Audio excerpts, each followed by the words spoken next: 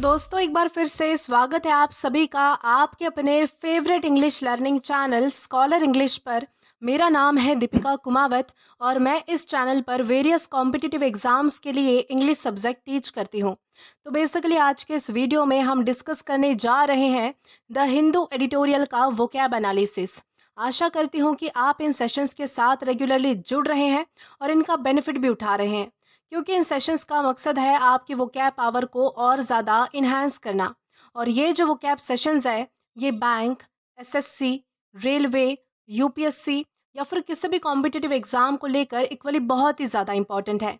तो चलिए और ज़्यादा देर ना करते हुए बढ़ते हैं हमारे वोकैब शो की ओर और जानेंगे कि आज का हमारा सबसे पहला वर्ड कौन सा है। तो दोस्तों हमारा सबसे पहला वर्ड आता है कॉन्ग्रुएंस। दोस्तों कॉन्ग्रुएंस का मतलब होता है समानता, मेल या फिर अनुरूपता।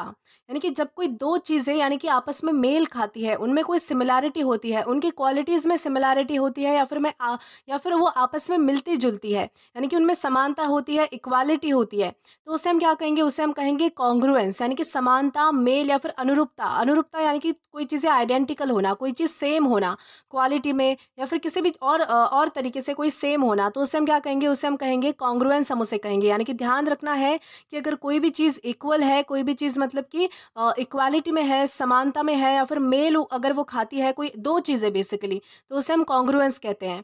और ये हमारे पास पार्ट्स ऑफ स्पीच में नाउन है। सिनोनिम इसका होता है एग्रीमेंट, हार्मनी, कंसिस्टेंसी या फिर अकॉर्ड। दोस्तों एग्रीमेंट का मतलब होता है एक तरीके से मतलब कि समझौता। समझौता हम जिसे कह सकते हैं, या फिर किसी चीज़ के बीच में जो है वो मतलब कि एक सौहार्द की भावना होना। हार्मनी का भी यही मतलब होता है। हार्मनी का मतलब होता है आपस में जो है वो मतलब कि मेल मिलाप होना या फिर सौहार्द की भावना होना। कंसिस्टेंसी का मतलब होता है एक तरीके से मतलब कि एक फ्लो होना किसी चीज़ में सिमिलैरिटी होना बेसिकली, तो उसे भी हम जो है वो कंसिस्टेंसी कंसिडर कर सकते हैं। देन है अकॉर्ड। अकॉर्ड का मतलब होता है समझौता। तो ये सारे हमारे जो है वो सिनोनिम है जो कि दिखाते हैं कि दो चीज़ों में आपस में जो है वो मेल है, समझौता है, यानी कि एक तरीके से इक्वालिटी है, समानता है उनके बीच में, यानी कि उनकी जो है वो कुछ कुछ चीज़ें मतलब कि मिलती जुलती है। तो ये सारे जो वर्ड्स हैं हमारे एग्रीमेंट, हार्मनी, कंसिस्टेंसी या फिर अकॉर्ड, तो ये हमारे पॉजिटिव वर्ड्स हैं जो दिखाते हैं कि किसी चीज़ में समानता है, कि किसी जो दो चीज़ में आपस में मेल है या फिर समानता है। तो ये सारे हमारे सिनोनिम्स हुए। अब अगर बात करें इसके एंटोनिम की, तो एंटोनिम इसका है कॉन्फ्लिक्ट, डिसएग्रीमेंट, इनकंसिस्टेंसी या फिर डिस्कॉर्ड। दोस्तों कॉन्फ्लिक्ट का मतलब होता है एक तरीके से जो है वो विवाद होना, यानी कि किसी चीज़ में मतलब कि आपसी मेल ना होना, यानी कि कोई चीज़ जो खिलाफ होती है तो उससे हम क्या कहेंगे, कॉन्फ्लिक्ट हम उसे कहेंगे। डिसएग्रीमेंट का मतलब होता है कि कोई स्वीकार ना करना, आपस में जो मतलब कि एक प्रकार से जो है वो समझौता ना होना, आपस में मेल मिलाप ना होना, एग्रीमेंट ना होना, यानी कि स्वीकार्य यानी कि एक प्रकार से जो है वो मतलब कि आपस में स्वीकार ना होना किसी चीज़ के लिए, तो उसे हम कहते हैं डिसएग्रीमेंट। इनकंसिस्टेंसी का भी मतलब यही होता है कि एक चीज़ में मतलब किसी चीज़ में फ्लो ना होना, कंसिस्टेंट ना होना कोई चीज़, तो उसे हम कहते हैं इनकंसिस्टेंसी। और लास्ट है हमारा डिस्कॉर्ड। डिस्कॉर्ड का मतलब होता है कलेश, कलह, यानी कि कोई मतलब कि वाद होना, विवाद होना, तो उसे हम कहते हैं डिस्कॉर्ड। तो ये जो है वो सारे हमारे नेगेटिव वर्ड्स हैं जो कि ये दिखाते हैं कि अगर कोई चीज़ में आपसी मेल नहीं है, कोई चीज़ में समानता नहीं है, कोई चीज़ में अनुरूपता नहीं है, तो उसे हम कहते हैं कन्फ्लिक्ट, डिसएग्रीमेंट, इनकंसिस्टेंसी या फिर डिस्कॉर्ड। अब अगर बात करें इसके एग्जाम्पल की, तो एग्जाम्पल इसका है there was congruence between his words and action. यानी कि उसके वर्ड्स, यानी कि उसके शब्द और उसके जो यानी कि एक्शंस थे उनमें जो है वो मतलब कि एक तरीके से मेल मिलाप था, यानी कि वो जो बोल रहा था वही कर रहा था, यानी कि उसके वर्ड्स और एक्शन में समानता थी, अनुरूपता थी, कॉन्ग्रुएंस था। तो इस कॉन्टेक्स्ट में हम जो है वो कॉन्ग्रुएंस इस वर्ड का अलग अलग सेंटेंसेस में यूज़ कर सकते हैं और इससे समझ सकते हैं। दोस्तों इसी के साथ हम आगे जाएंगे हमारे नेक्स्ट वर्ड की ओर और जानेंगे कि इसके बाद हमारा अगला वर्ड कौन सा है। तो दोस्तों इसके बाद हमारा अगला वर्ड आता है पॉन्डेरोसिटी।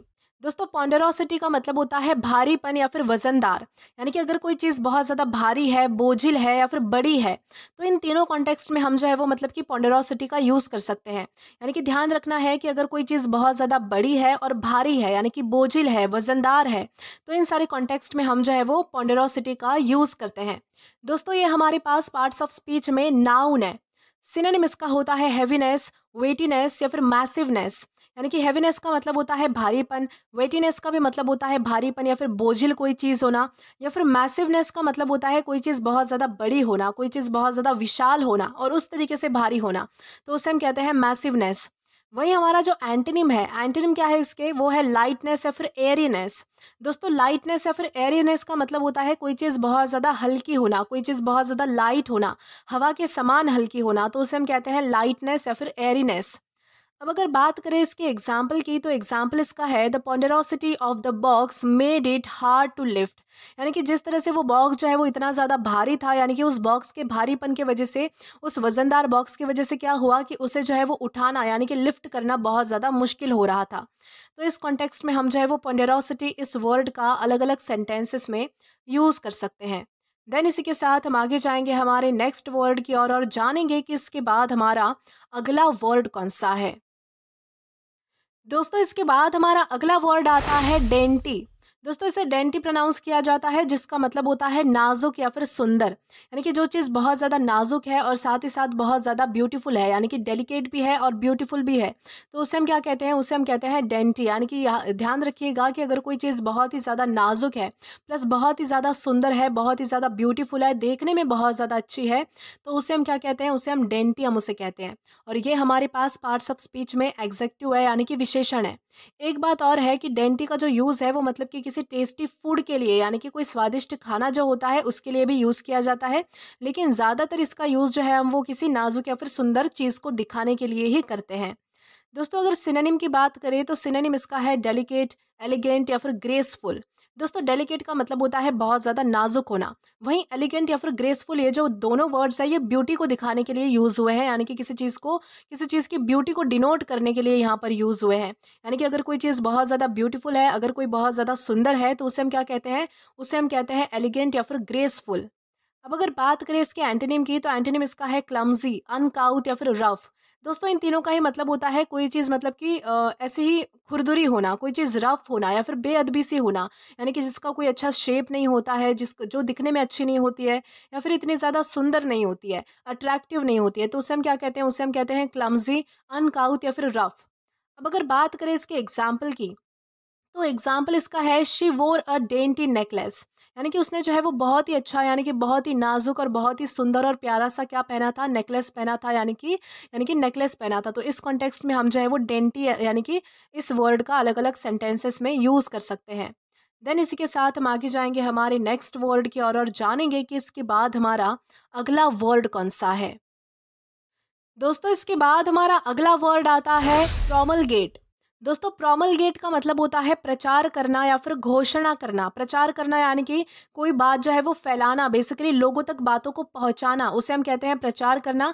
घोषणा करना का मतलब होता है कोई चीज़ डिक्लेयर करना, यानी कि कोई चीज़ जो है वो मतलब कि अनाउंस कर देना। बेसिकली ये जो वर्ड है वो बेसिकली किसी आधिकारिक घोषणा, यानी कि जो आधिकारिक घोषणा होती है, यानी कि जो जो भी कोई डिक्लेरेशन या फिर जो भी कोई जो फैसला है, हमारा लॉ यानी कि हमारी गवर्नमेंट लेती है, वो जब लोगों तक पहुंचाया जाता है, उसका जब प्रचार किया जाता है, यानी कि वो जब लोगों तक पहुंचाने की क्रिया होती है, तो उससे हम क्या कहते हैं, उससे हम कहते हैं प्रोमलगेट करना।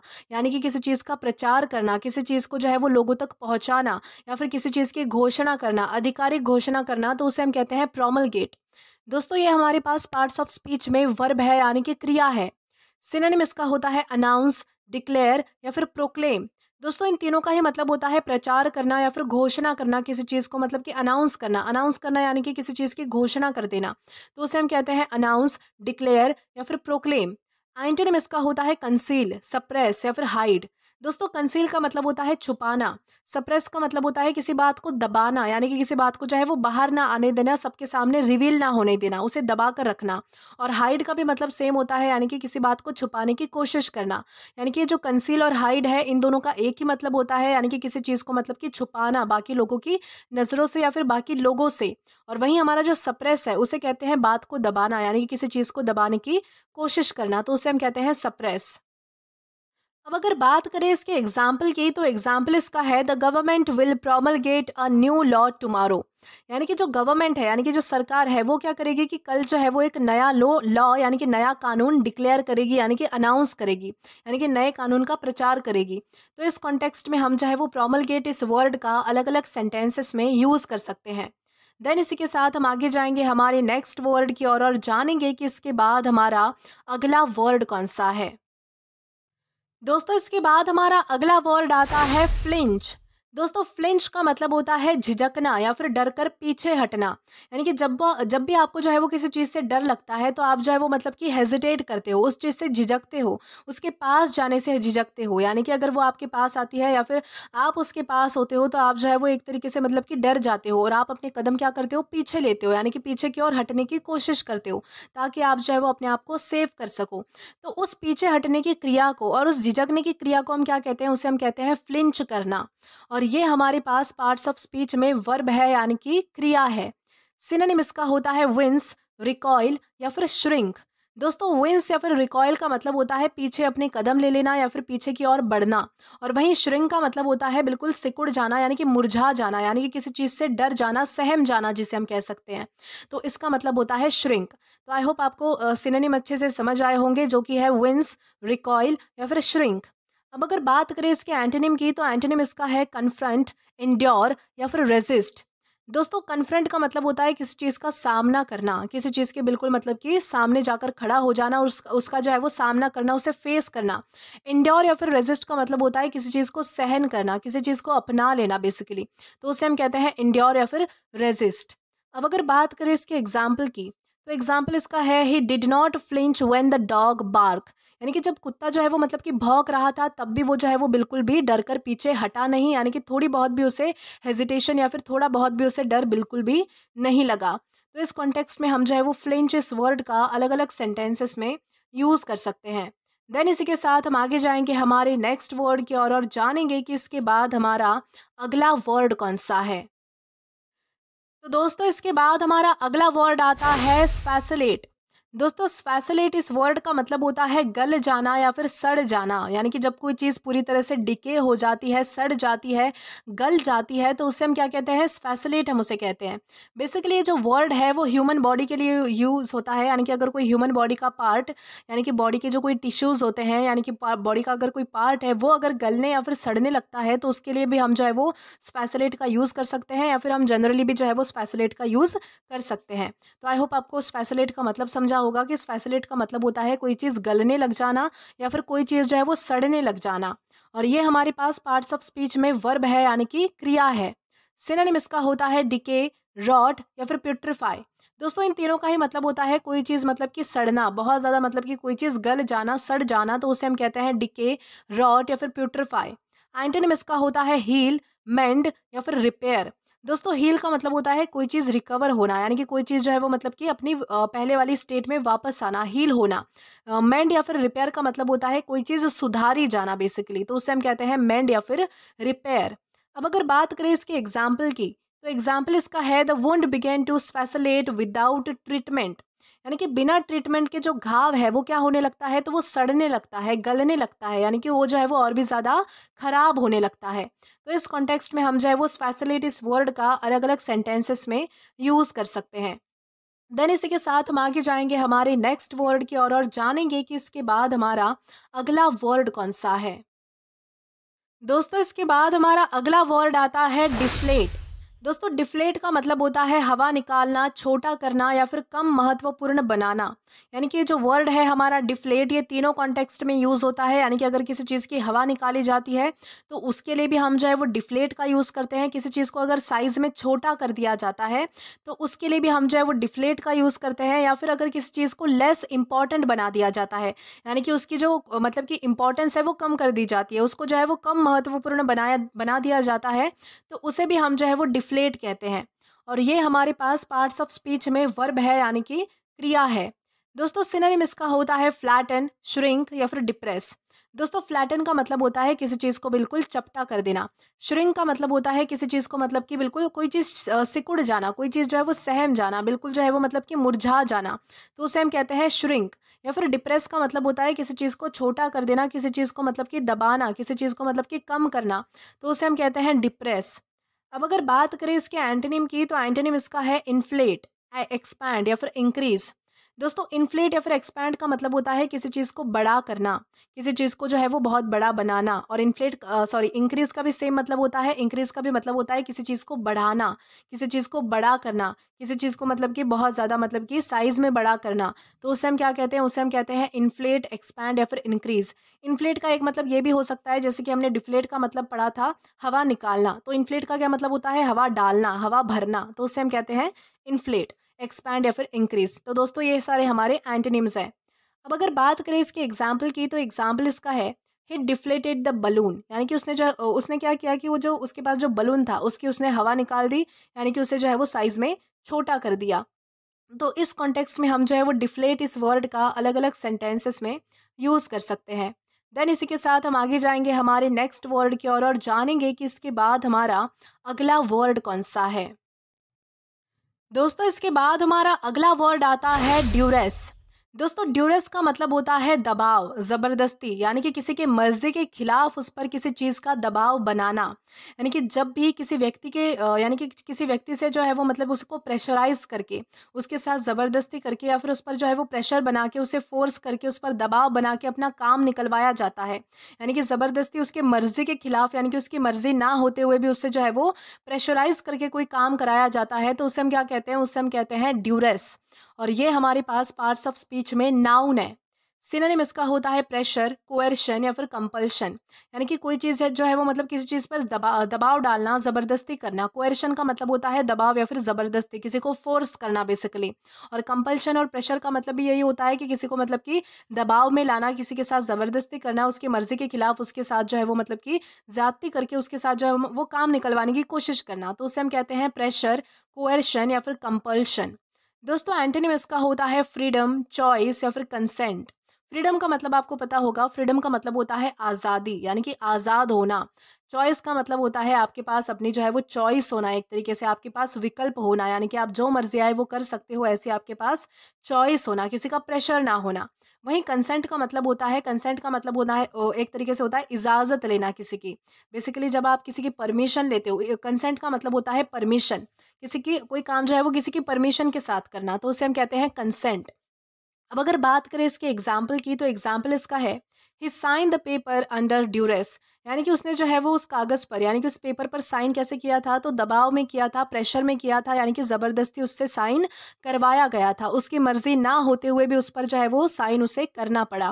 तो इस कॉन्टेक्स्ट में हम जो है वो ड्यूरेस इस वर्ड का अलग अलग सेंटेंसेस में यूज़ कर सकते हैं। देन इसी के साथ हम आगे जाएंगे हमारे नेक्स्ट वर्ड की ओर और जानेंगे कि इसके बाद हमारा अगला वर्ड कौन सा है।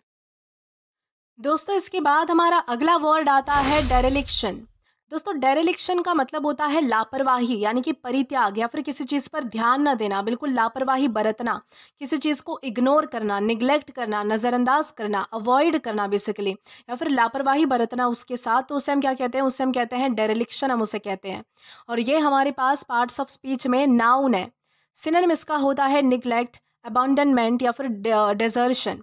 दोस्तों इन तीनों का ही मतलब होता है लापरवाही बरतना, किसी चीज़ पर ध्यान न देना, किसी चीज़ को इग्नोर करना, अवॉइड करना, नज़रअंदाज करना।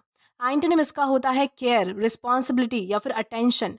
केयर का मतलब होता है किसी चीज़ को मतलब कि सहज कर रखना, यानी कि उसकी जो है वो देखभाल करना, केयर करना। रिस्पॉन्सिबिलिटी का मतलब होता है जिम्मेदारी, यानी कि किसी चीज़ की जिम्मेदारी को समझना, उसके प्रति अपना दायित्व समझना।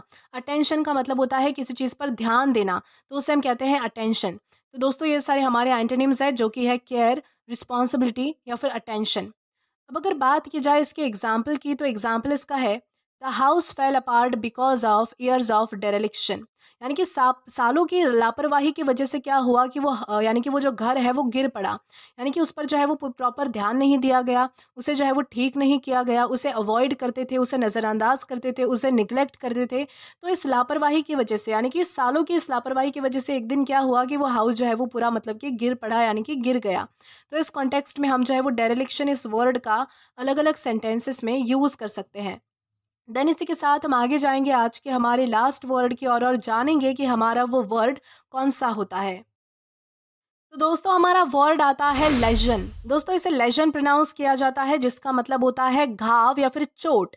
यानी कि जब भी आपको कहीं पे घाव हो जाता है या फिर चोट लग जाती है, तो उस घाव या फिर चोट को क्या कहा जाएगा, उस घाव या फिर चोट को कहा जाता है लेजन। और ये हमारे पास पार्ट्स ऑफ स्पीच में नाउन है।